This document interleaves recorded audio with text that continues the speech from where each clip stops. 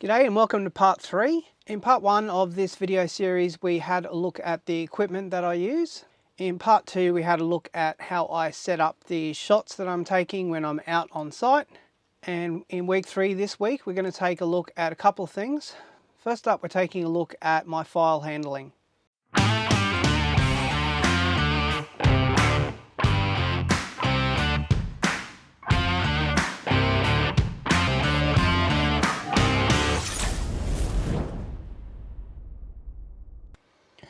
Okay, so let's get started.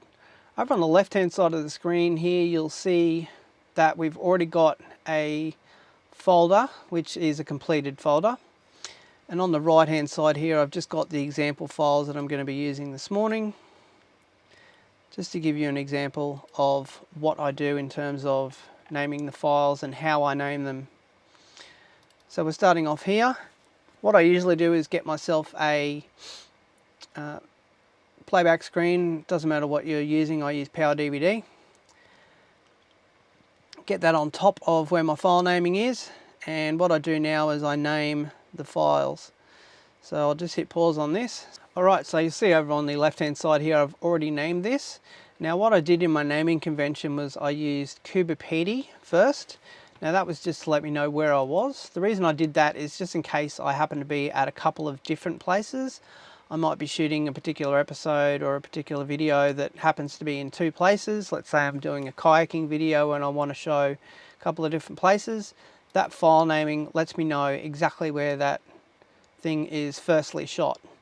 I then put what my main thing I'm doing with the video is. So it's a voiceover. For this particular one here, then I've got welcome to Kuberpedi at entry sign. So that's where we are. So this is just me getting out of the truck. So what I'll do at this stage is actually create a snapshot of this particular video while I've got it open. So most of your video editing programs have got the ability to do a snapshot, because what I might want to do for later use is to use it as a thumbnail for YouTube, or also use it for a gallery shot for later on. So what I do is I make sure while I'm first looking at the file, I create that particular screenshot so I can use it for gallery or thumbnail use later on. Alright, so and then what I do then is just progress through each of the videos. And this particular one here, what I've done, you might have recognized from the video that we did last week, I try to create a bit of a timeline. So in our first one here, we're arriving at the Kuberpedi sign, we're doing a voiceover that we're going into town. And in this second shot here, I tried to put, I've actually done a couple of angles of this, but this is just the one that I've got here in this example, is I've put the information sign about the blowers of Kuberpedi. So what I then do is walk up to sign, for example there, and then I've got that one there is close up, walk to sign, which is on your left hand side of your screen there. So I've created multiple things, creating a timeline, and that's also letting me know, as I said, if we happen to be not creating the thumbnails now, I do it for you know, expediency and for time, saving of time. I create my thumbnail screenshots now. I don't process them now, I just take the, you know, the screenshot now, just so that I can get to processing later on, but I create all of those now. The other thing that you may have noticed as well here is I've named every single one, which is great, but I also put in these particular naming conventions if camera shots relate to others. So what I would do here is with 836, after I've put you know, Kuberpedi entry sign, I also say goes with SO835. So that lets me know at the end of my file naming that it actually goes with that. It's something that might come in handy for yourself when you're doing that. I mean, you know, you don't have to be dealing with video production yourself, but I mean, it just happens to be really, really helpful for, you know, assuming that you're going to be going into your video files, not just now, but in a year from now, or 6 months from now, or 2 weeks from now. If you're looking for something in particular, you can go back to these files and know exactly what they are, because I know that this file here is walking through the mine area of Alzheimer's mine, for example.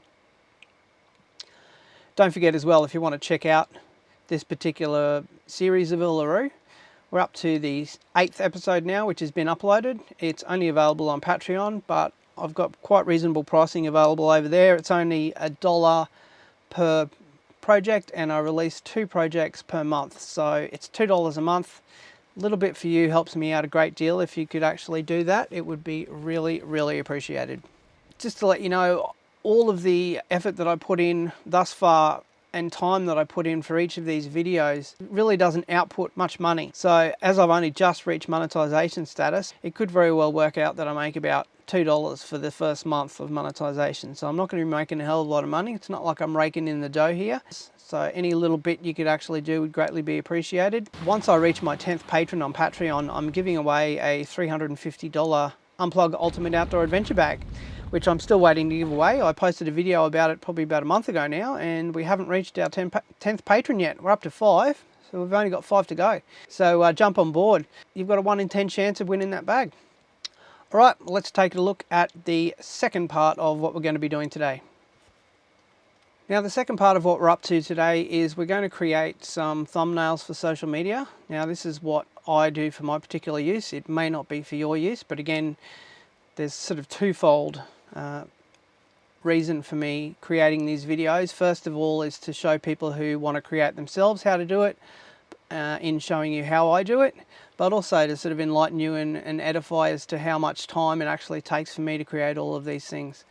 Where I am here is in my screenshots folder. So let's say I've already taken my screenshots and I've dumped them in Lightroom. You can use whatever you want for your use. And this is just to give you a quick idea of the steps that I take in doing mine. So if you're not familiar with Lightroom, I've developed. Now I've already actually completed all of these. So I'd probably spend about 5 to 10 minutes faffing about with each of these particular ones, creating some better angles, creating some better lighting, highlighting a few things in the background like this, for example. So with these 2, 4, 6, 7 shots that I've got here, it's probably going to take me about 15 minutes just to get the lighting right on each of those and make sure that I've got everything I want done with them. And then I go to File, Export, and save these for web. Now, I don't worry about the size of these as yet because we deal with that later on in Adobe Illustrator. Again, you can use whatever you want, but I happen to use Illustrator. So for expediency here, what I do in Illustrator is I create myself templates. So for example, here we've got an Uluru template, and I do this for all of my videos. You might notice that they've all got very, very similar looks to them.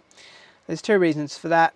First of all is that so when you're looking at the channel on YouTube, it actually it reads better, and you can sort of identify with the videos when you're looking at them both on your feed and when you're looking at my whole screen or my whole YouTube channel. You can see everything looks the same and it reads a lot better. So if you're doing your own production yourself, it's something that might be helpful for you to do.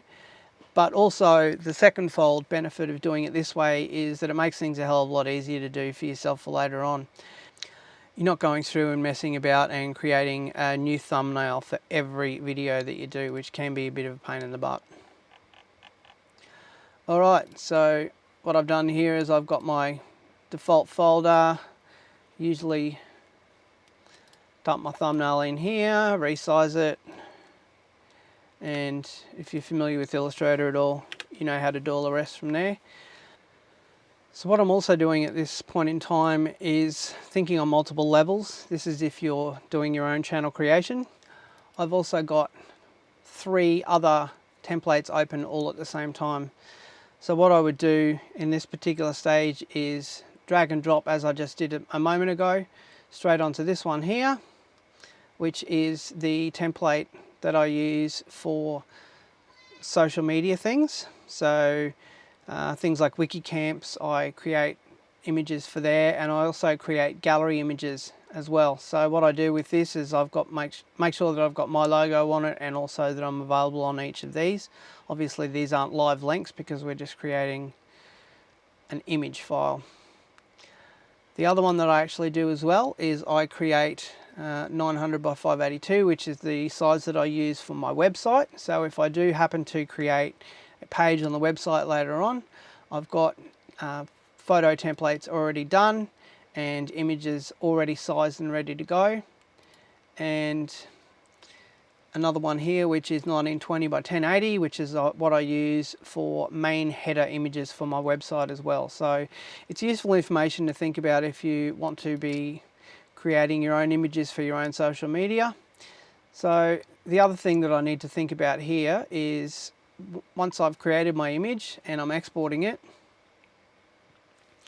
the one big thing that I need to make sure I take into account here is the sizing of this particular image. Now what I'm talking about here is the file size. So I need to make sure that this particular image is under 2 meg. So as it is at the moment at 55% quality, it's under 2 meg, so that's fine. So I can just save that, and then I can just output it, and then it just saves as a JPEG file, and you'll see already that I've actually saved the file and it's already done. So there's a lot of things to be thinking about, and a lot of time is actually taken to do all of these particular little things. Now at this stage, we're probably about 8 to 9 hours in, and we've only done shooting the files on 4 different cameras, editing the file names, which you'll see we've already done here, taking thumbnails out, which we'll need to do if you're using them for social media or any other outlets, and then our processing of the thumbnails as well, then outputting those. The next stage of what we do then is we drag and drop the output color corrected images from Lightroom into Illustrator. That way we can put text on them the way we want the text. Then we're outputting those. We haven't even started editing yet, and this is going to be 8 or 9 hours already done for one video. So as you can see pretty clearly, it takes a hell of a lot of time. And just to backtrack again, the second reason why I wanted to actually produce these videos and this series of videos is just to let people know who are actually trying to create themselves how to go about it, and the best and most efficient way of doing it for the long run. All right, well, I hope that's given you a bit of an explanation on how things work and the way I do things. Next week we're going to cover briefly, I don't want to go into too much detail about it, but how I do my editing in Premiere Pro, and that's going to be on the next installment. So we'll see you then.